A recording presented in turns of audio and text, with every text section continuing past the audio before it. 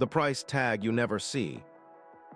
You will learn how every reward in life quietly charges a hidden fee, and why paying it willingly is the smartest thing you can do.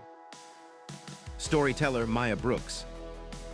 I want to tell you about the night my brother thought the stock market was stealing from him, and how that same night taught me that nothing, not even success, is ever free. I was sitting at the kitchen table, laptop open, when Daniel slammed the front door. He dropped his coat on the floor like the fabric had betrayed him. I asked what happened. He said the market dove 3% today, and his account was down $2,000 since breakfast. He pulled up the red numbers on his phone and shoved the screen toward me. I told him it was just a rough day. He laughed, but not the happy kind.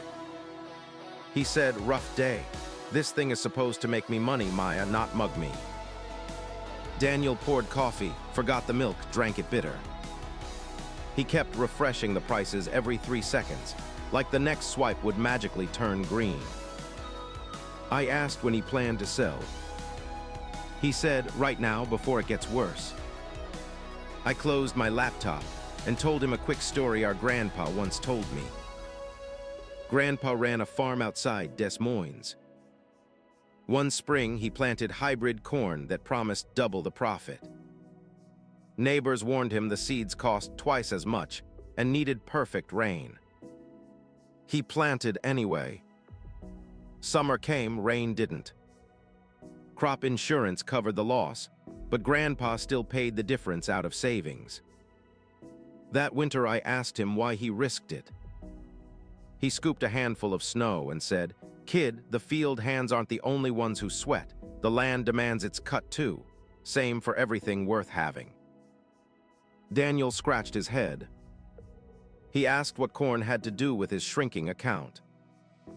I told him volatility is the price the market charges for bigger returns. If you want calm, buy a savings account, but calm pays peanuts. If you want growth, you accept the swings, same as Grandpa accepted drought years. Daniel looked at his phone. The screen had gone dark, showed his worried face instead. He whispered, "So I'm not being robbed, I'm just paying the fee." We heated leftover pizza while I walked him through the numbers. Historical data shows markets wobble 1 year in 3, sometimes drop 10% in a month, yet still average about 10% a year if you stay seated. Missing the 40 best days over 2 decades cuts your gain in half. Those who flinch during dips often lock in the very loss they fear. Daniel asked how anyone sits still through that torture. I said, by deciding up front the fee is worth the concert ticket. He pushed the phone away, pulled out his notebook, wrote in big letters, "Fee equals emotion, pay it calmly." We set 2 rules that night: monthly automatic buys, yearly review, and less apocalypse. He stopped checking prices at red lights. His pulse still jumped on rough days, but now he expected the jump, same way you expect cover charge at a good club. 3 years later, Daniel's account hit a new high, even after 2 more sell-offs. He called me laughing, but this time the laugh was real.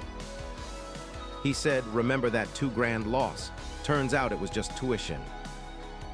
I could almost hear Grandpa's voice in the background saying, "Told you the land gets its cut, but harvest still comes to the patient." That night, I learned the lesson again myself.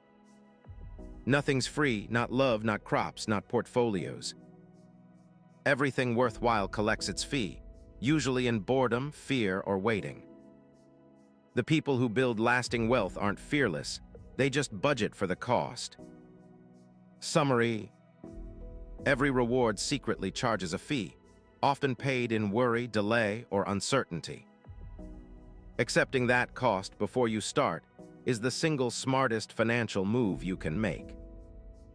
Pay the fee willingly, and the market, like the land, eventually hands you the harvest.